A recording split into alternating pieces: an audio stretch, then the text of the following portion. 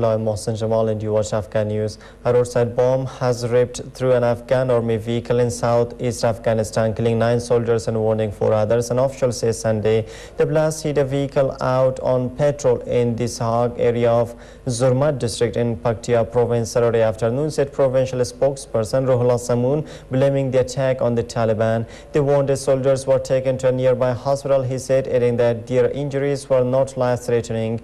Also on Saturday, at least 20 Taliban militants were killed in a joint operation between Afghan and foreign forces in Paktia. Provincial Police Chief General Sardar Muhammad Zazai said the Nedolate International Security Assistance Force announced Saturday that it had captured Haji Malik Khan, a senior commander of the Taliban elite Haqqani network in Paktia on Tuesday.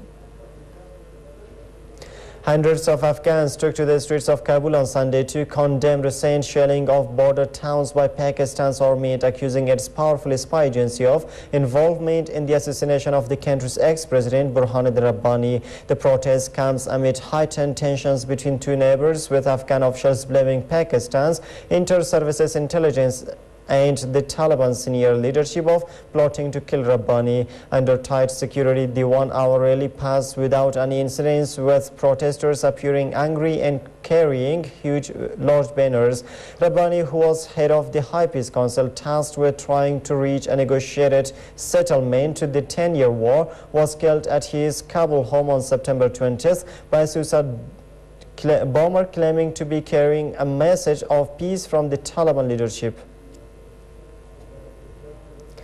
Claiming that India is being given a space in Afghanistan's peace process at the cost of Pakistan, Pakistan's former military chief Pervez Musharraf has said that the United States must realize that such a situation would be unacceptable for Islamabad. Musharraf, who currently lives in self-exile outside Pakistan, said that Pakistan must use all media sources, internal and external, to project the country's interests in resigning in Afghanistan. Pakistan and the United States should be on the same page on Afghanistan, as any political instability in the war-torn country could lead to a repeat of the events that occurred in the 1990s following the fall of the Soviet Union, he said, referring to accusations by American officials that the Inter-Services Intelligence Agency was waging a proxy war in Afghanistan.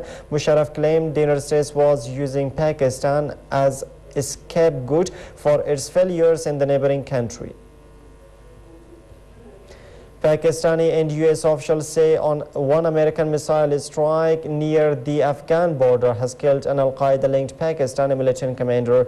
Two Pakistani intelligence officials say Saturday the commander, Halimullah, was among 3 militants killed in a U.S. missile strike in South Waziristan on Friday. A U.S. official said Ullah served as deputy to Maulavi Nazir, a Pakistani who leads a group of militants in the tribal region that is closely allied with Al-Qaeda. The official, who spoke on condition of anonymity, said the group works with Al-Qaeda commanders to direct cross-border operations against the United States and NATO forces in Afghanistan. A bus crashed into a ravine in a mountainous county in central China's Hubei province Saturday afternoon, killing at least 16 and injuring another 19. Local authorities said the sleeper coach with 35 people on board plunged into the river dozens of meters below the highway in Xinshan County of Yichang City. Most of the injured were in severe condition, according to the Renmin Hospital in Xinshan, where they were receiving medical treatment. The cause of the accident is still under investigation.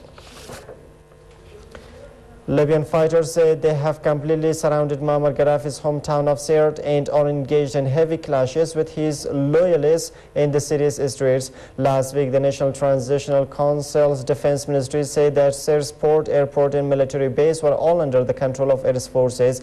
On Saturday, NTC forces in Sirte said they have captured the headquarters of the Saadi Gaddafi brigades, an army unit led by Gaddafi's third son. After weeks of fighting Gaddafi's loyalists inside Sirte, the fighters now hold positions about 5 kilometers from the city center. Meanwhile, fighters on the western approaches to the city fired rockets and tank fire at loyalist positions, while NATO aircraft were here circling overhead. Yemeni officials say Sunday a government plane has mistakenly bombed a building in a southern region of the country, killing at least 20 Yemeni soldiers. Reports say that the soldiers had taken shelter in the abandoned school building Saturday when the incident happened. Reports suggested that Al-Qaeda militants attacked the school after their strike, killing more soldiers, but a defense ministry official denied that Yemeni soldiers were killed in an accidental bombing. Meanwhile, Yemen's Deputy Information Minister Abdul Al-Janadi Saturday said that the United States showed a lack of respect for democracy and its partners in fighting terrorism by renewing its call for Yemeni President Ali Abdullah Saleh to step down. Syrian state media has reported that the army has taken control of most of the central town of Rastan after 5 days of fierce fighting with armed terrorists, a term used for renegade soldiers who have sided with protesters. Earlier, Rami Abdul Rahman, the head of the UK-based the Syrian Observatory for Human Rights, said that the army had deployed in around 80% of the town after a force of 250 tanks were sent in a day earlier. Rastan has seen the first prolonged armed confrontation between anti-government troops and soldiers loyal to President Bashar al-Assad, who is battling a 6-month uprising calling for his overthrow. Elsewhere in Syria, funeral processions were held for those killed in protests across the country a day earlier. The local coordinating committees, a network of activists, said that at least 23 protesters were killed after thousands took to the streets after Friday prayers.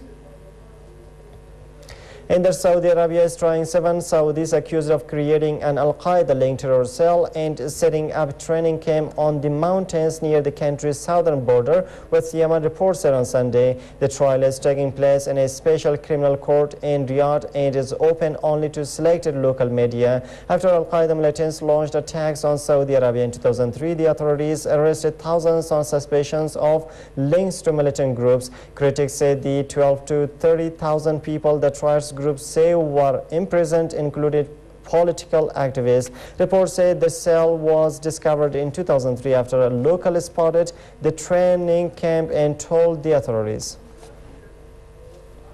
And that's all for now. Thanks for joining us.